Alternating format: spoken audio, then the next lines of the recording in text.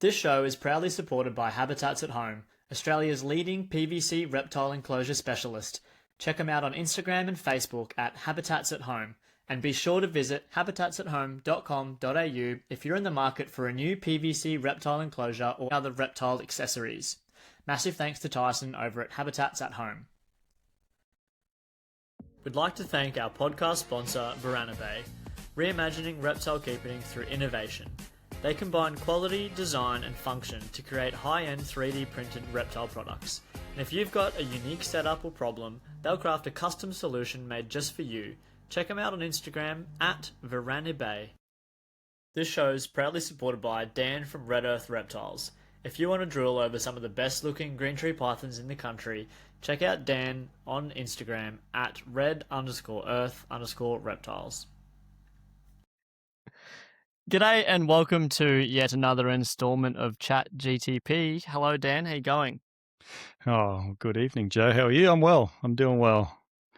It's still hot. Yeah. Is it hot in Cairns? Still hot in Townsville? Shocking. We had a cold week. We had a cold week last week or the week before. It was down to like 11 degrees. I went camping. It was 7 degrees. It was a terrible idea. But nice. But yeah, back now it's probably like 22. Yep. At 8 p.m. So it's less than ideal. I don't know. All the listeners in southern parts of Australia are going, what, 22? Yeah. Please, can I come to live with you guys? Yeah, I had to turn the fan up last night. It was hot. Yeah, wow. Yep. Tonight's guest is Luke from Beaches Scaly Beasts. You know much about Luke? Yeah. Well, yeah, I've been watching a lot of his YouTube over the years. It's just something about Luke. He's really authentic in the way he presents his material. I was just saying to him the other day, I love how he's getting his son involved as well. I think that's awesome. I think I've done a really poor job of having my kids involved in my hobby because it's my hobby, and I tend to find that as a sort of an escape, I guess.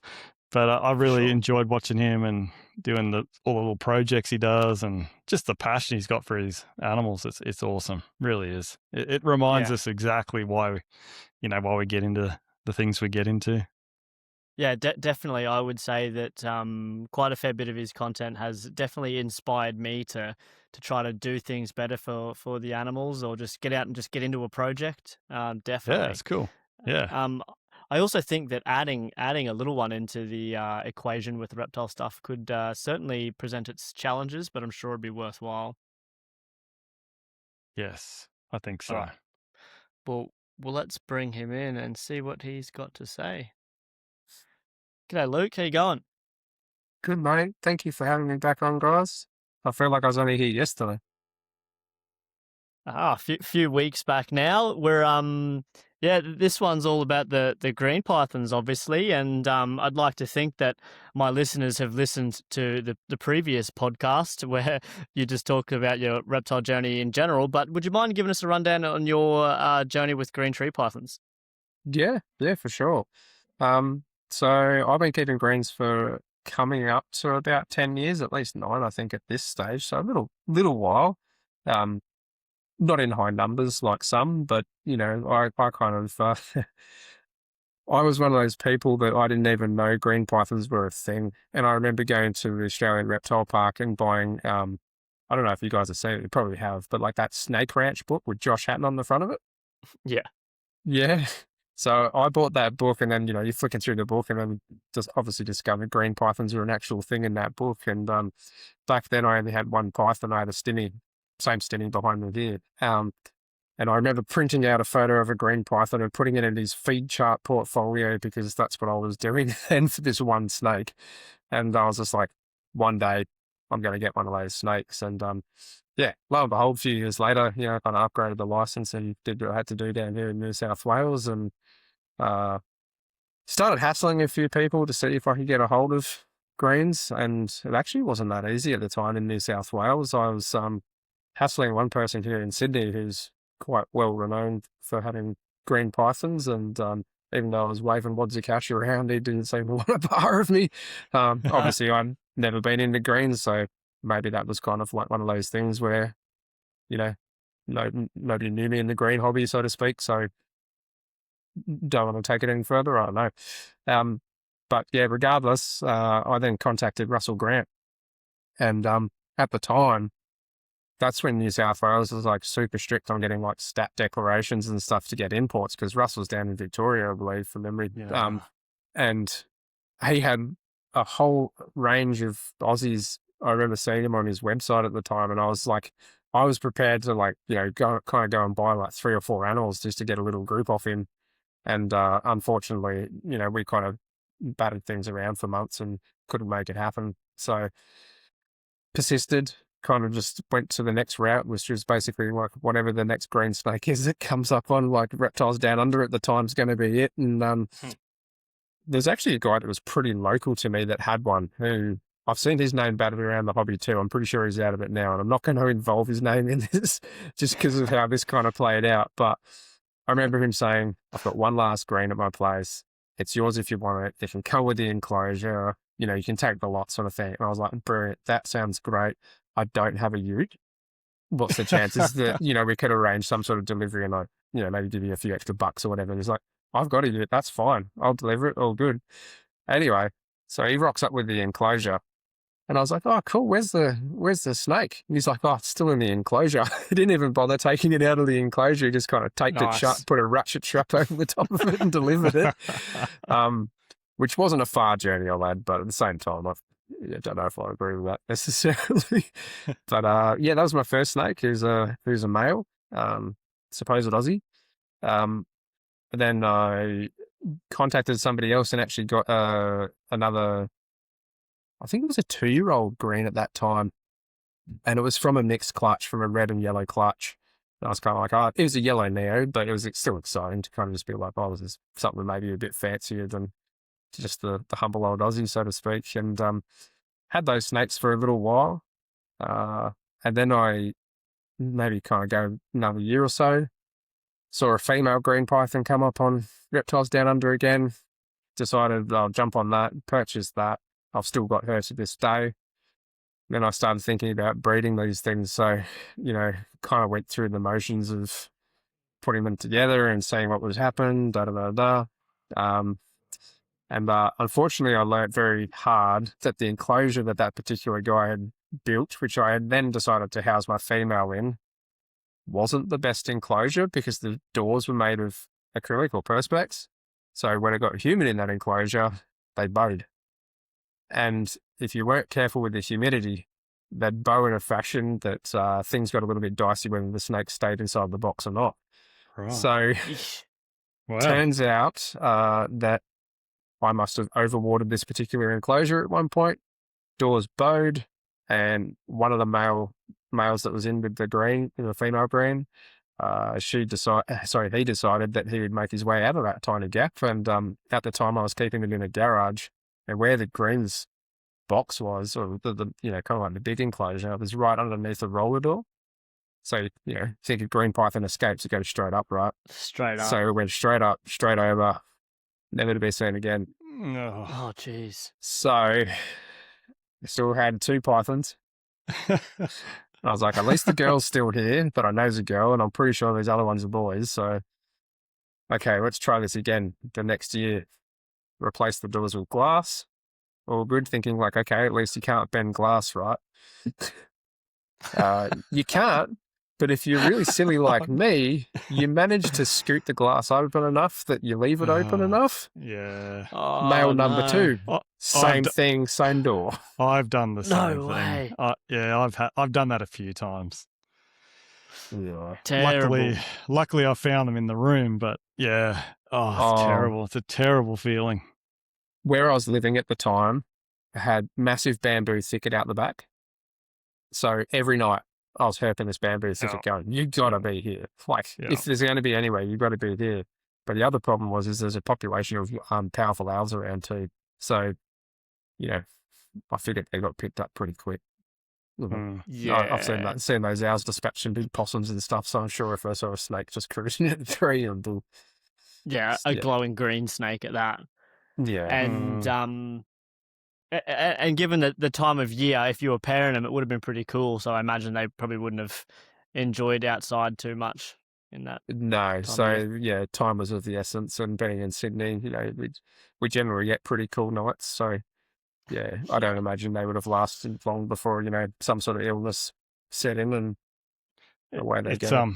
it's probably a good time for a shameless plug, Luke. For our channel sponsor for Luke for Verana Bay and his little magnetic There's latches. latches. So you got a couple I can see Oh in yeah, the right background. there. Right Yeah. there, yeah, he sent me a bunch of them recently, and they are amazing. So Yeah.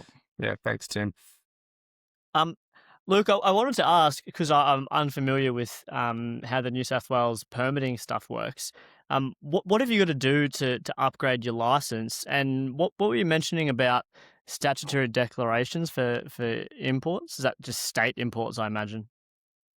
Yeah, so if they were in the state, then obviously you could freely trade, sort of thing. But Yeah. if we were at that stage importing from another state, they really wanted to make sure that those bloodlines that were coming in were 100% pure Australians. So then whoever was breeding them had to go back and trace it back.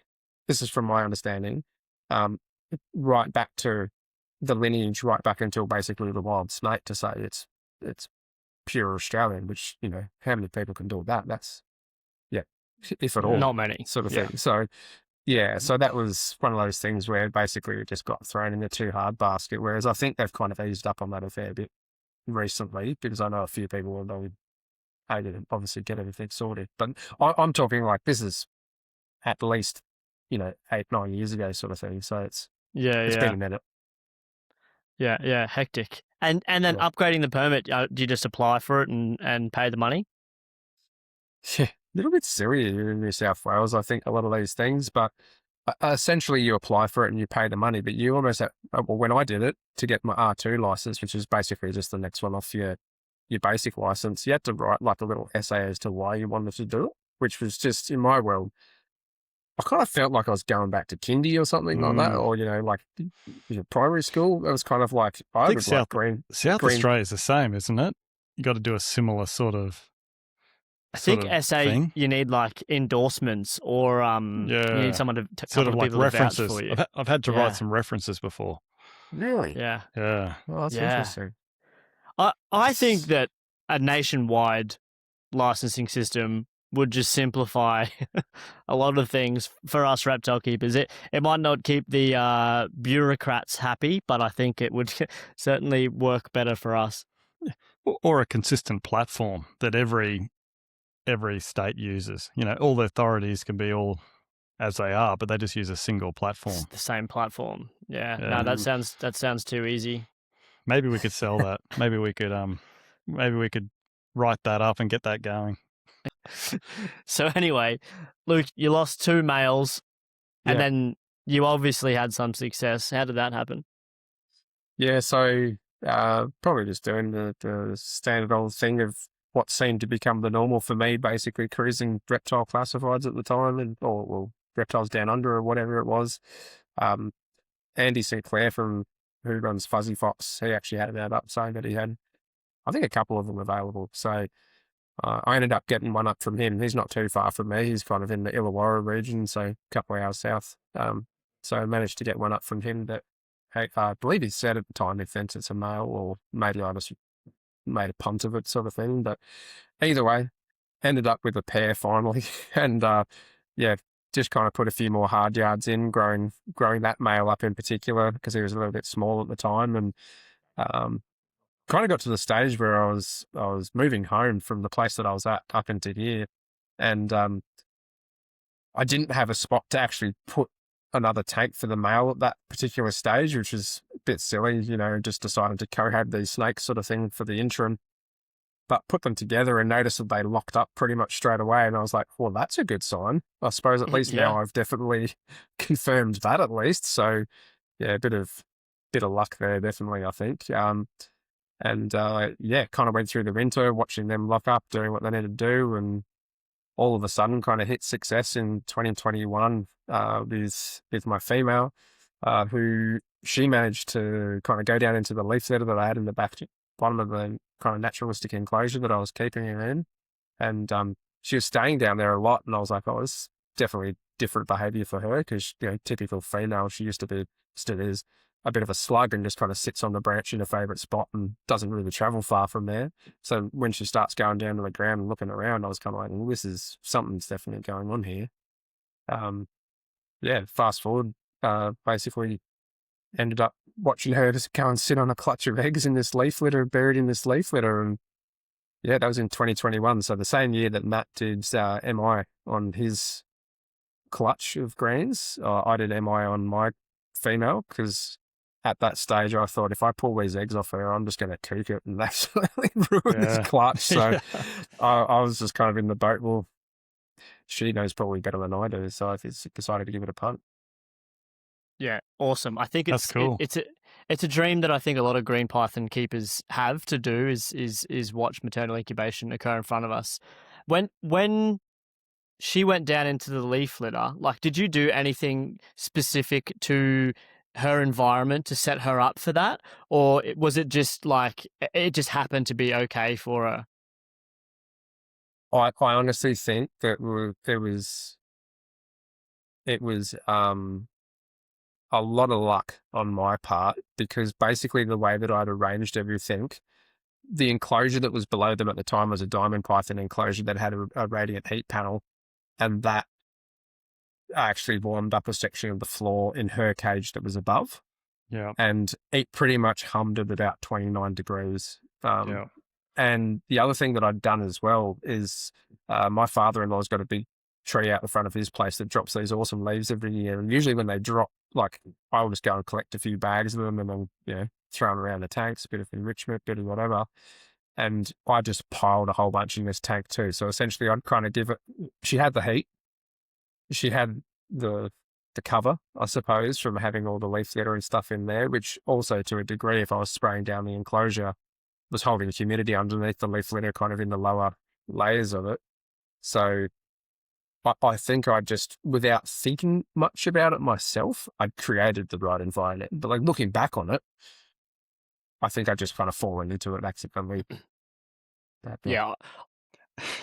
Go ahead, Dan. No, you've got to own it, I reckon. You should say, I planned it perfectly. I temp gunned it. We've watched these podcasts before. Everyone's like measuring everything. I remember going in there one night and being like, okay, you've been there for a little bit too long. And I basically poked her and she opened up the coils and I saw the eggs there and I was like, that's great.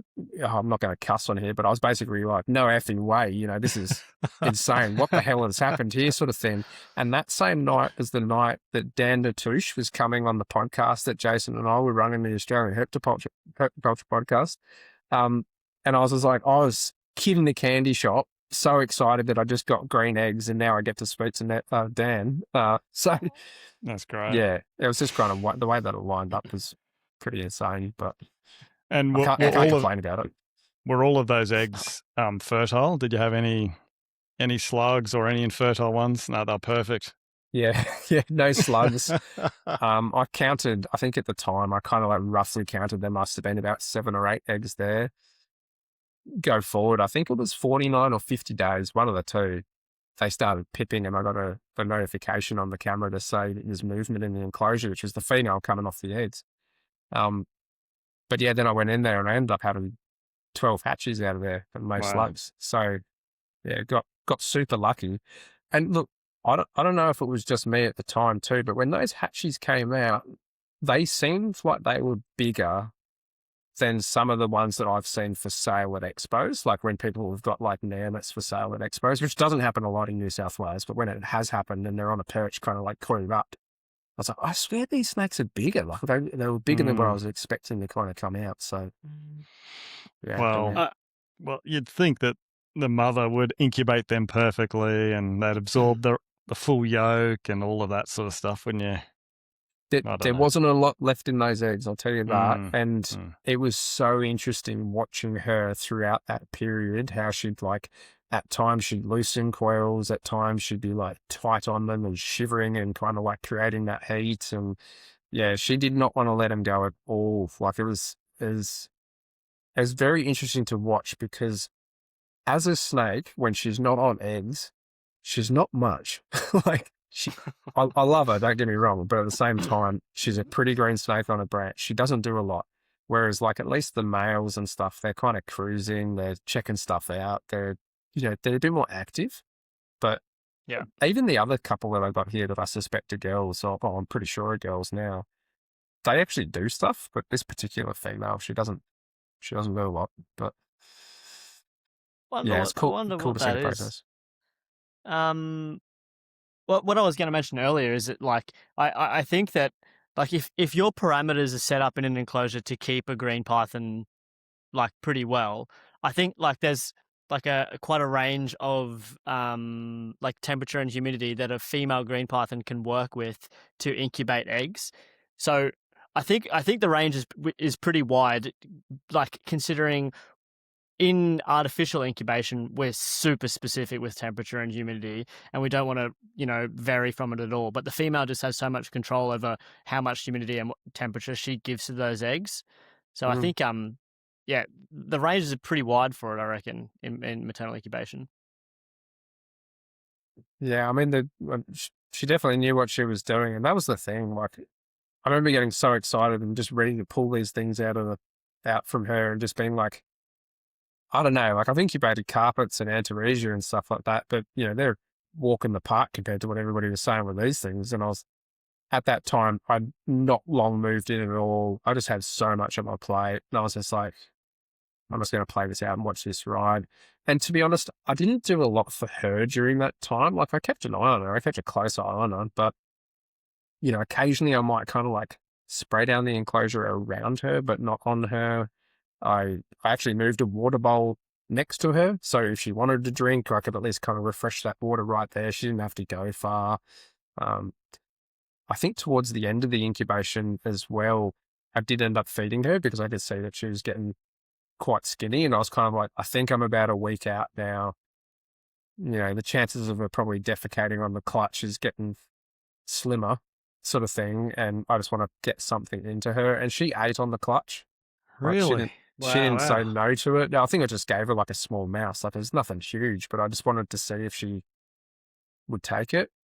But the one thing that she did develop during the time when she was on those eggs, and it was pretty brutal to watch, to be honest, is she ended up getting water blisters on above her eyes, and one of her eyes actually ended up getting affected by this water blister. And I was like, I was torn. Hey, I was like, do I pull her and take her to the vet, or do I just let this was like right towards the end, or do I let her kind of like ride it out another week or two and just keep an eye on it and see how, if it gets worse, I'd take her.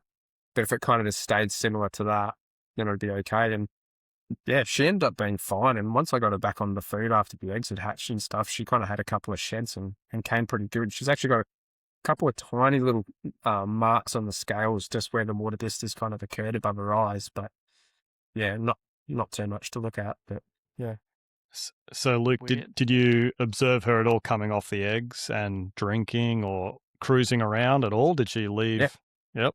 I was sitting on the couch and I had this notification to say, movement detected, green tree python enclosure or something like that. And I basically like flew off the couch, chucked down the TV remote or whatever, and went in there. And she just basically loosened up, and she had probably like, I think it was like the first half of her body was up on like one of the branches, kind of going up towards the canopy, if you wanted to call it that. And at that time too, there were 3 hatchies that were already out and in various parts of the enclosure. And at that stage, I was kind of like, I don't want her to accidentally crush anyone, so that's when I kind of intervened and took her out and gave her a bit of a check over, a bit of a wash, and just kind of set her inside in a tub while I played kid in the candy shop with the eggs for a bit. Nice. Yeah. Did she come off for a drink or anything during the course of incubation? Did you see her drink at all? Yeah, I did see her drink, but I was also me probably being like a hovering parent or something. I brought a bowl right next to her. Yeah. So she really didn't have to go far. Like, I'm Yeah. talking maybe 6 inches sort of thing, so not far. Yeah. That makes a lot of sense to do. To, like, if you know she's not going to go far, you take it to her. I'm a bit concerned. Like, obviously, the babies that hatched out, you said were bigger. I'm a bit concerned about someone selling them even smaller than that at an expo table. I mean, I'm not Yeah, surprised, but I'm still concerned. yeah, I'll tell you who that is when we're off air. Copy that. How did the babies come out anyway? Did they feed pretty well and establish well? Yeah, I definitely had one of those typical stories of first clutch wonders sort of thing. So I didn't wait till the first shed to start feeding trials at all. I waited until it was like the second or third day that they were out of the egg. So very, very fresh. They just seemed to, I kind of checked on them a lot. So when I checked on them, a few of them seemed to be Naturally. like, yeah, Yeah, you do. like 2 days old. Some of them were caught alluring. Yeah, And I was just wow. like, okay, that usually means one thing. So I defrosted some pinkies, and I think I had 3 eat at that like 2 or 3 day mark, out after hatching, and then within the week I got them all bar one to eat. So, and that was unscented, defrosted, awesome. frozen pinkies. So yeah. Crazy. I was just going to just take a step back. Did you do any measurement at all when she was in there, like temp gun her or do any Yeah, of that sort of stuff? I probably should have rewritten some stuff for tonight, to be honest. But I do have a little bit of information on my YouTube channel. I think as the eggs were hatching or something, I did a video Yeah. while I was getting the babies out, and I did actually have like a thermometer and humidity gauge or whatever in there, and it would never get below, I think, about 65. I did have notes on this video, but it was something like the humidity was always kind of between 65 and 85 or thereabouts. And when I was temp gunning her, from memory, it was kind of about 30 degrees, give or take a degree at different periods of time. So it did fluctuate a bit, and I would have to go back and have like probably a bit of a better look myself. But yeah, it was, it didn't fluctuate much. Let's put it that way. Yeah. How long did it take her to bounce back, Luke, after all of that? A while, because when Uh-huh. she came off the egg, she looked like a piece of rope. And I remember having this thought when I actually got her off the eggs, and I was having this thought when it was off camera. I was like, I reckon I've kept this mate by doing this. Like, she looked that horrible, even just with the water blisters and that sort of stuff. I was pretty concerned, but as soon as she kind of got back on to feed, she was just a machine. So I was just like, you know what? You want food? You get food. Basically, you've done this now. Like, next year is your cruising year. You can have a year off. I don't care, sort of thing. Like, I just want to make sure you're okay at the end of the day. So, yeah, she had a year off, and she had a very good year of like probably a bit more of a fast food diet sort of thing, just to kind of catch her up a little bit. Yeah, fair enough. And what do you think those water blisters were all about? Could you put anything down to being the cause of that? I honestly don't know. I don't know if it was just like maybe because she was in the leaf litter, potentially like the humidity in the leaf litter was a bit more than what it would be if she was kind of like higher up on a perch or something like that. Like, as I said, I wasn't really like spraying her because I didn't want to cause any undue like fungus or anything like that. Yeah, But for sure. maybe just the humidity was just a bit too high down there for her in particular. Yeah. Yeah, and I guess maybe sitting on a clutch, she's, depleting all of her stores, and she's probably at a maybe immunocompromised position, maybe. I don't know. Yeah. More susceptible to definitely. it. But, Dan, you would have seen babies hatch out of eggs and they still have yolk. They've still got like little tubby bits of yolk in them and they're not quite ready to go. Luke, did any of your babies look like that at all? No, so I think I had like it was basically like half the clutch had kind of come out that first night, and the rest of them they were still in the egg, but they seemed like they were pipped, they were happy, they didn't seem too worried. So that clutch I actually ended up separating, and any that were still in the egg, I separated them while they were in the egg, and then put them into their hatchery containers. And the next day they were all out, no yolks attached. Yeah. It was just basically discard the egg in the paper towel and start fresh there in their tub. Let's go, sort of thing. So it was that they came out really good. Like, there was no sort of like open umbilicals or anything. It just sounds like they were the perfect hatchlings, realistically. They were. Um, I did have one that ended up with an enlarged heart really early that did end up passing. But apart from that, the rest have gone on to have some reasonably happy lives. Yeah, I did good. actually recently reach out to most of the people that I did sell some of them to, because I ended up keeping 4 myself. Um, I reached out to a few of them just to see, like, hey, how they going? What are they turn into, sort of thing? Because I did sell them as just yellow neos. Not that I think they'd turn into anything flash, but you never know. You So never know. it's just good to see your snakes, sort of thing. And one fella that I did talk to, he did say that his passed a year or so ago, and even the vet didn't know why. So yeah, I don't know, but sounds like all the rest of them are out there doing good stuff. So yeah, Awesome. And did any of them turn out more interesting than a normal green python? I wouldn't say so necessarily, Yeah. but mine all look slightly different. So they're all green snakes. Let's put it that way, and they all have varying degrees of white and yellow speckling down their back. 2 of them have yellow bellies, 2 of them have white bellies, and 2 of them, I think they're the 2 that do have the yellow bellies now that I'm looking at a couple of them. Yeah, the 2 that have the yellow bellies actually also have a bit more yellow on their face, just a tiny, like, kind of smudge underneath the eyes, because their father's actually got kind of like yellow cheeks and stuff. So I'm assuming that's probably just a little polygenic influence from him. But yeah, they're not like, designers or anything by any means. Yeah, yeah. Dan, do you got any idea where the yellow belly influence comes from? No? No The idea. dad has a yellow belly. But The this is what dad I'm has a putting yellow it down belly? to. The dad has a yellow belly. The female doesn't really. Yeah. But yeah, he just seems to have a bit more yellow and kind of just retained a bit more yellow. Kind of, yeah, right down his flanks. He's got like yellow speckling that's starting to kind of bleed into his side. And Yeah. Yeah, I'm just yeah, wondering where sort of in the wild they have the yellow bellies, if it's such a thing. I don't think the Aussies have yellow bellies like that, but you definitely see it, and I feel like it's quite often in really old green pythons that you see that big, like, really, like, Macca's, the Macca's M yellow yellow belly in some of them. Yeah. So the dad, from my understanding, comes from SXR lines, Southern Cross Reptile lines. So I think he's kind of like a bit of an Aussie mix sort of thing. Yeah, I for sure. wouldn't be surprised anyway. The female was sold to me as an Aussie, but who knows, sort of thing. She looks No. Australian to me, but she's got a nice dorsal stripe to her, yellow dorsal stripe. But yeah, I don't know. They're pretty green snake, mate. They are the pretty green snake indeed.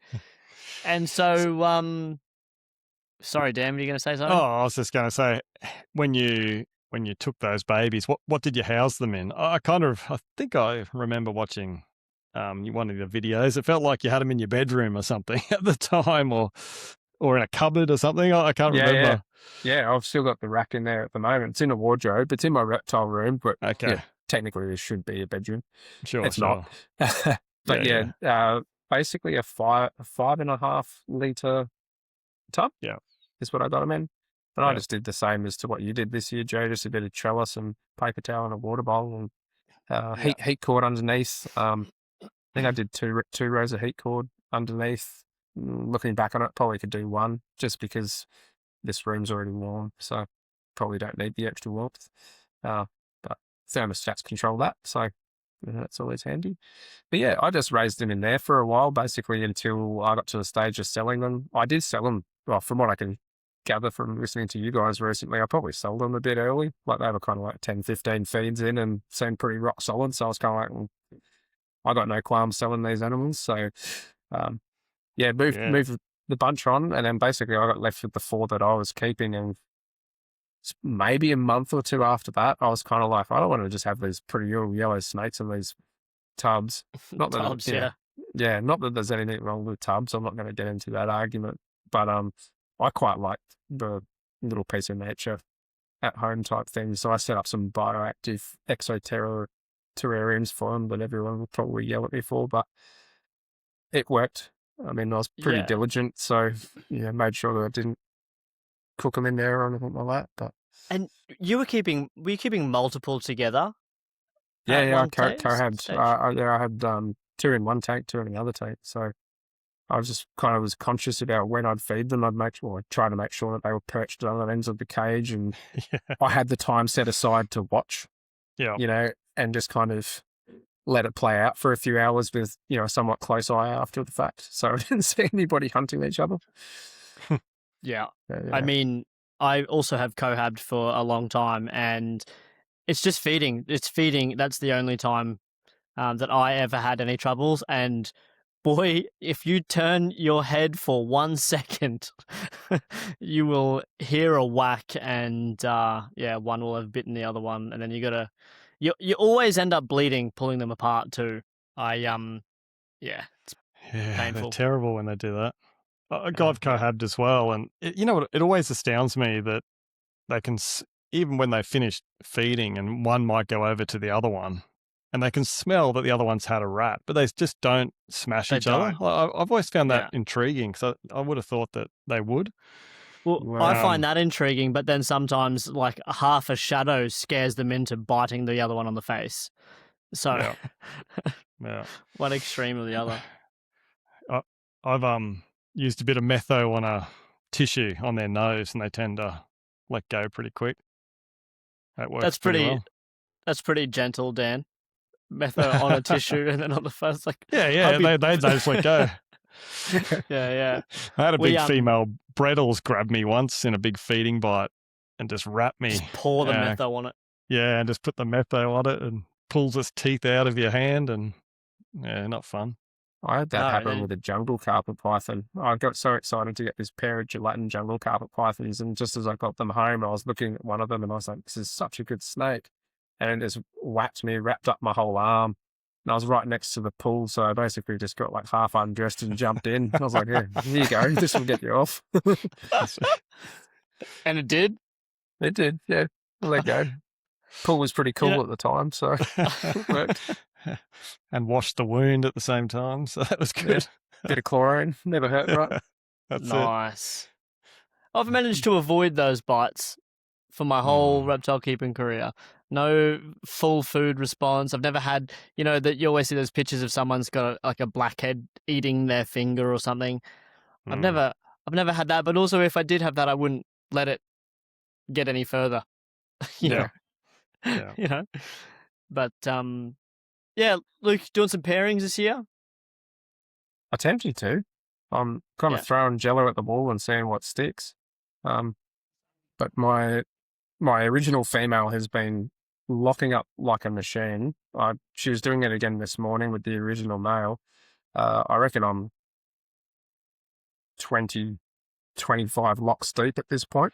Wow. Nice. So it'll probably turn into nothing, but, I'm trying. I've also giving one of the younger girls a go. So, yeah, she's about 5 years old or thereabouts now. So I'm seeing if she's keen. The males are keen. I don't know if she's so keen. So you just play that by ear. If something lands, it lands. But I've definitely confirmed that 2 of the 4 holdbacks that I've got are males because they've both locked up with their mother now. So I'm concerned that either she's past her prime or the male that I've got is not shooting any good sperm at the moment or hasn't been in the past few years, because the past few years I've got 3 infertile clutches from it. So I have a suspicion that I've mucked up with their circadian rhythm and getting them too warm in the last 3 years to make them, I don't know, I'm not a biologist or anything, but I think that they were in my son's bedroom. So daytime naps, they're getting lights flicked off on them in the middle of the day. And then we were keeping the room pretty closed over night time, whereas, now that they're in this room, I can kind of at least open the sliding door and let a bit of cool air in every night. So, Luke, you're getting fully formed perfect eggs, but they're all infertile. Yeah, Or was last it year, slugs. last year I got a few slugs and perfect formed eggs. I think the year before that was slugs. And I think the year before that was kind of a mix as well. So, yeah, it's a bit of something going on in these snakes. But anyway, What temperatures are they sitting in during the day?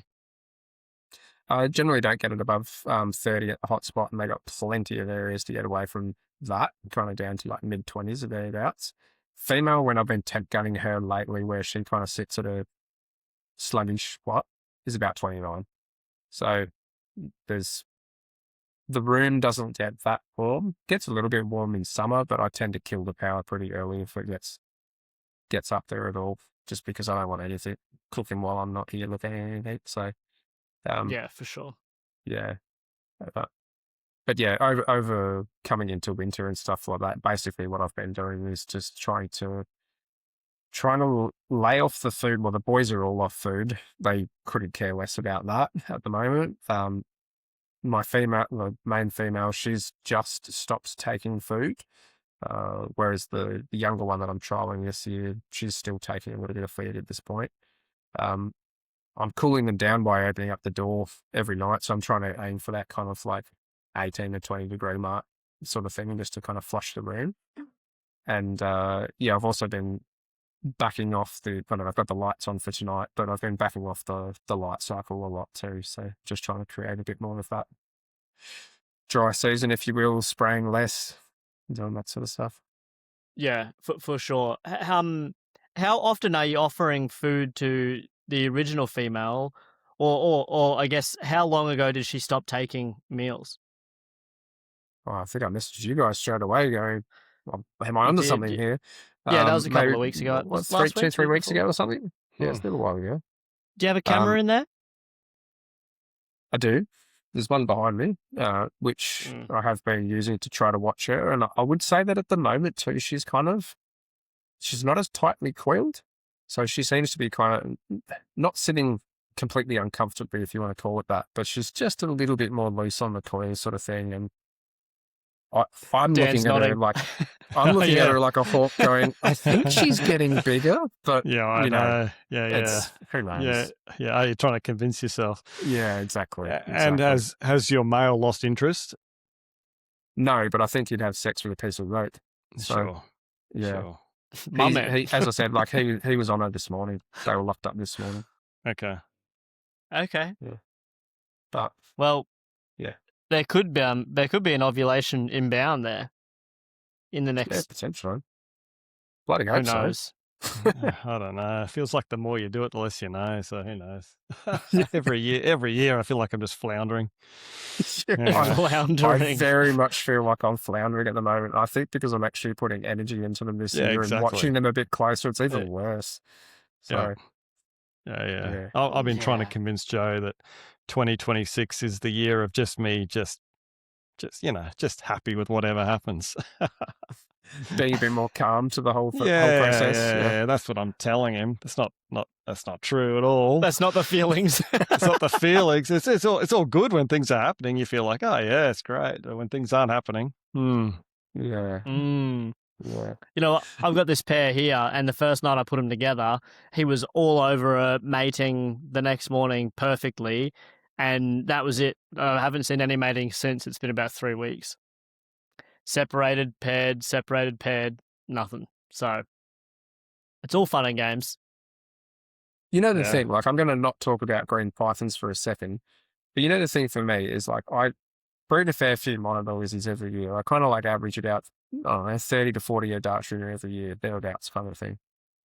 I barely ever see matings, if at all. Like I couldn't tell you the last time I saw Dylan's mating at all, but yet like this year I had 25 hatches sort of thing. Like it's just one of those things that I feel like sometimes the more you're looking at stuff, you're trying to convince everything, but for those things, I can kind of just walk away and eggs turn up and I just hatch them. You know, it's pretty on the dial, but these things are next level. Like you've got to be a little bit more diligent about what's actually going on. Yeah, they give you a headache, point. these things. Yeah, well, it's an interesting point because I was up really early this morning in here, all the lights were off, and one of my pairs was locked up.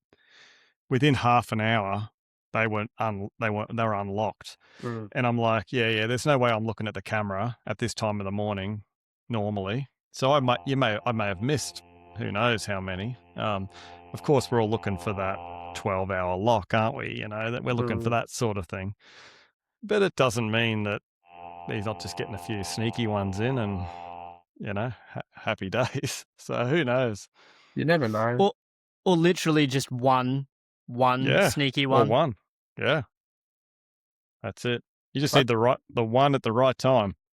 Yeah, Yeah. that's all it needs to be, right? Like I think part of me throwing the younger males in with their mum as well is just kind of going like, I'm just trying to ensure that somebody's potentially doing the job this year. And it's a shit go because I'm not going to know who's going to be the dad at the end of the day. But I'm not exactly reading for like a particular trait or something like that. Like I just kind of want to recreate this success rather than the 3 gut punches that I've had. So Yeah. I just want to have some fun again with some little yellow nenes. But yeah, I've been catching a lot of locks, and I think the reason for me is I actually leave my work bag in this room of a night time, just because it's away from the family. And some work days, today I get up stupid early, kind of 4:30 a.m. sort of thing. So when I'm up at that time, I'm catching a lot of locks very early in the morning, sort of thing. Yeah. And then you go back through the camera and you go, oh, yeah, that was 6-7 hours, sort of thing, or whatever it might have been. Yeah. It might be something. And so, Luke, are you, let's say you're successful, are you going to maternal incubate again, or will you artificially incubate? You know what? Like weight-wise, she's got good weight to her this year. And I've tried to, because she's now in a bigger enclosure too. She's in a 4x4 by 2 foot enclosure. So previously when I did have success with her, she was in a 4x2 by 2. That being said, after I kind of got the shits with that not working and having to change things up, when I popped her into here, I was kind of like, oh, let's try to recreate this. I've actually got kind of like a little tile with a heat cord under it down the bottom of the enclosure, and it's full of leaf litter again. So it's prepared for her if she wants to maternally incubate. And there's a good chance that if she looks like she's doing the right thing, I'll give it a crack again, because the way that I'm looking at it is, geez, it worked last time.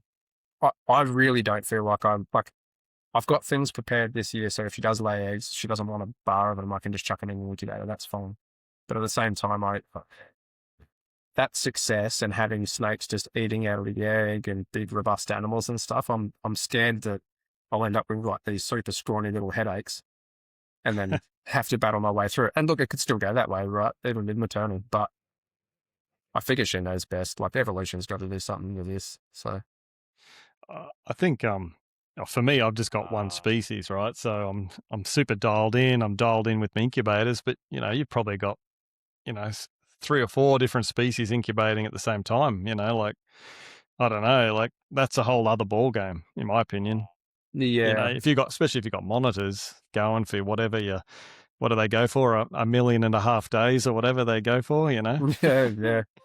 Well, it's crazy when they hatch out the side of the egg containers in the room and you go, oh, geez, I missed a clutch 110 days ago, but they still hatched out. It's just nuts. But yeah, I think the beauty is if the green python greens go, usually the way that it works for me is they should be kind of like in and out of the incubator before the monitor eggs turn up.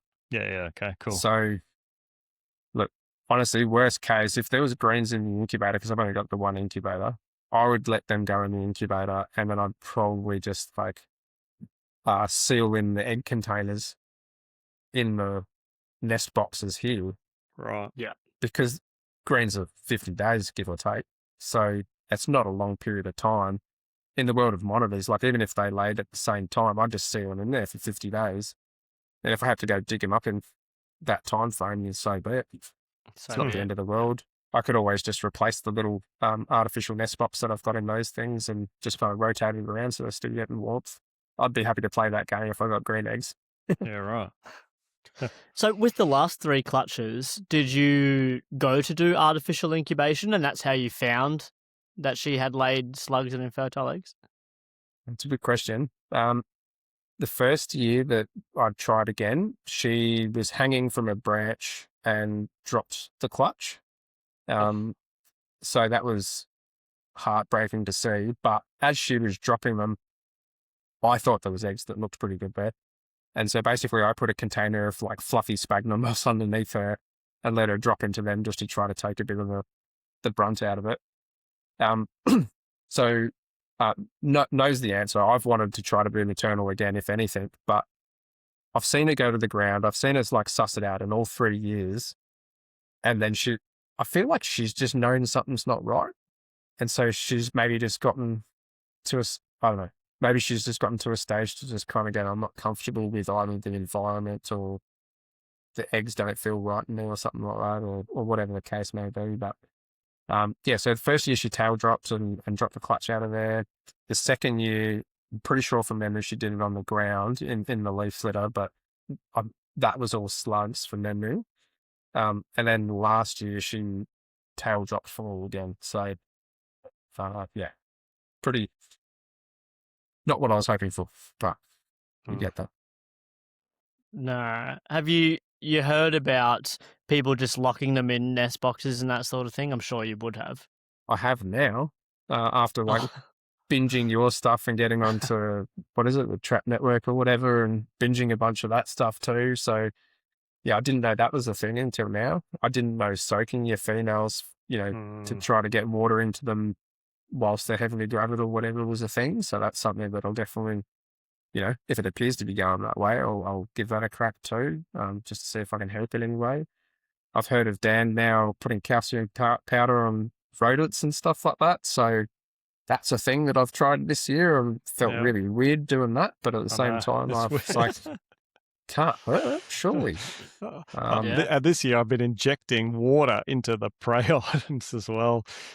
See, I've been doing that for ages. Yeah, see, and that's one thing I've never done. And so I've been Yeah. picking that up from guys like yourself thinking, yeah, because I've Yeah. got one female that's just been just never finds the water bowl, and she's just terrible. Yeah. And this made a massive difference to her condition this year. So, yeah. I actually contacted one of my friends who I work with at the pet shop every Sunday. She actually works at a vet clinic, and she's like the vet clinic manager.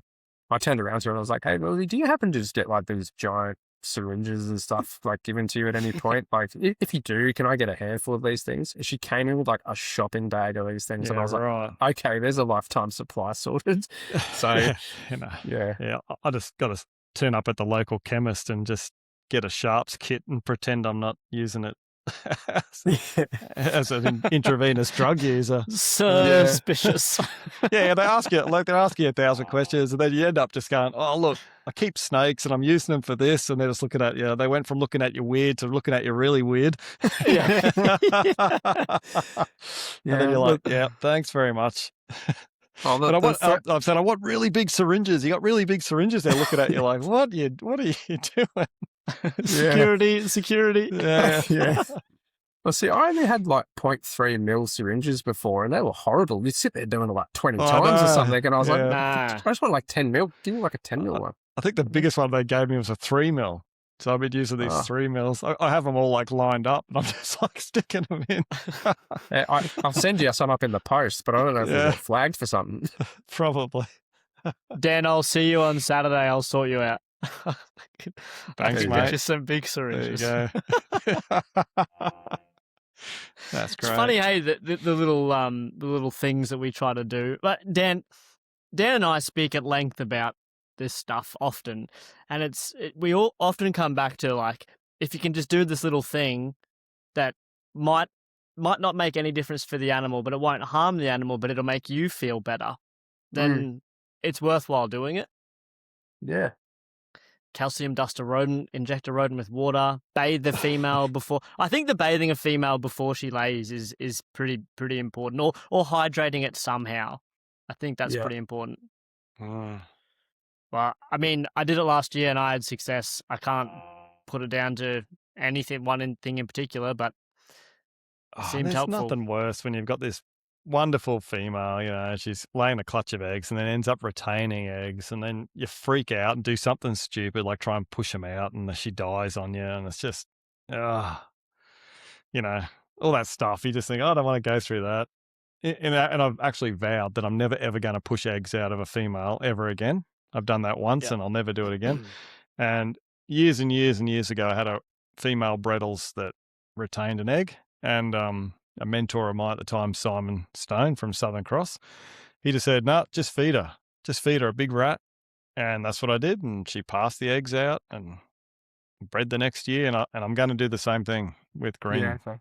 I'm not going to freak out. I'm just going to just let it be. she's going to die, right? If you're going to do that, so you may as well Yeah. try a Yeah. different route. So we'll see. But You know, I had it's never going to happen again, Joe. I'm never going to have egg binding ever again. Sure. Well, I think I don't know where I've heard it or if I've misheard it or something like that, but I think not necessarily related to greens, but just to pythons in general. Am I right in saying that people have actually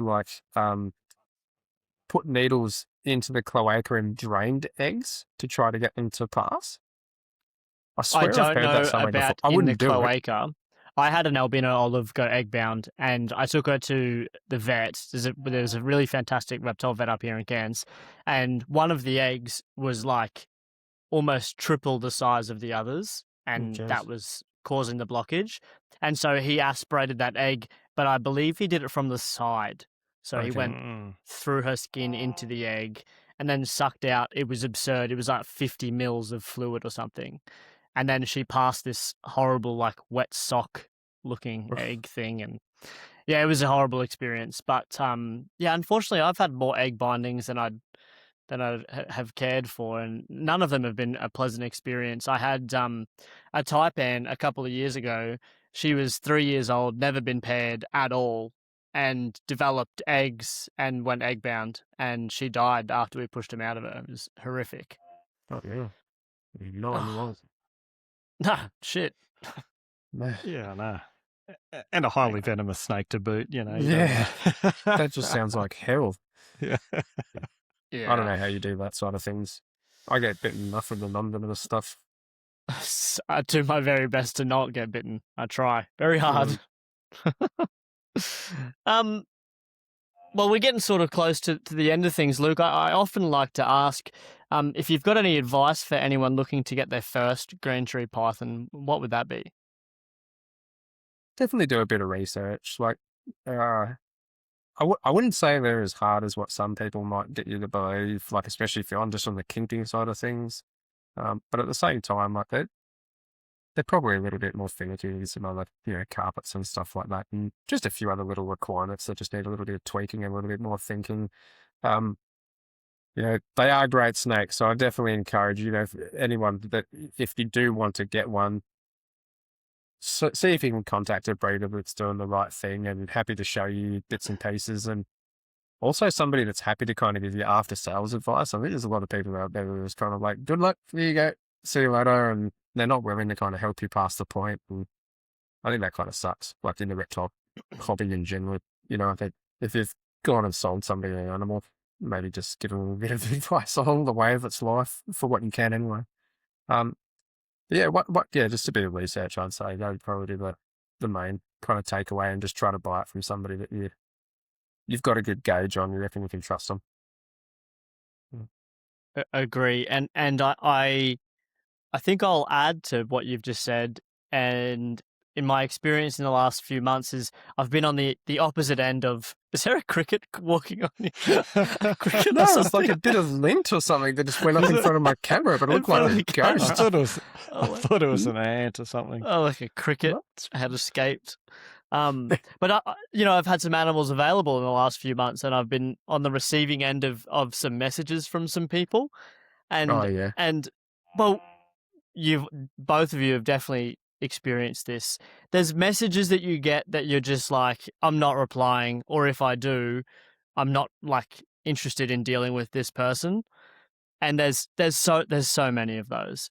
So I think like if people are trying to reach out, is to try to like come up with a message that is actually, I don't know, try to seem like you're actually interested in the animal and you want to know some bits and pieces about it. Because one thing the green python breeders do pretty well, I think, particularly anyone who's like trying to be someone in the hobby or has a bit of a face, that they will offer that care after sale and before sale as well for the right buyer, certainly. And I think it's important to position yourself as the right buyer too. Yeah, 100%. I'd say, you get those messages, they're just like, how much for this or something like that. And it's just kind of like, general courtesy goes a long way. Hi, mate, how are you? I saw this, I'm kind of interested in it. I've been thinking about this for a while. This is what I know. can you fill in some blanks for me? Just some general questions. Like it's just, yeah. Well, I get that there's a lot of people out there that have probably got experience and they kind of might come with that one question one question sort of thing because they already have some knowledge. But at the same time, Yeah. I get where you're coming from. It can be pretty rough. Yeah, definitely. Well, I think I'm pretty happy to round things out here, guys. Bit late on a school night. Any pressing topics? No, mate. No, thanks for having me on. It was great to be back, Joe, and nice to meet you face to face, kind of like this, Dan. So Yeah, great. I appreciate the time to come and have a chat. Yeah, we appreciate you, mate. Thanks so much for coming on and having a yarn. If people are looking for you and for whatever reason haven't found you or haven't listened to the previous episodes, where can they find you? Basically anywhere on the internet on the Beaches Scaly Beasts, you'll turn me up somewhere. Awesome. Dan's on Instagram at Red Earth Reptiles, and I'm on there at joemac.uthl. As always, everybody, thanks so much for listening. If you've enjoyed the content, please consider liking, subscribing, and following along. Cheers.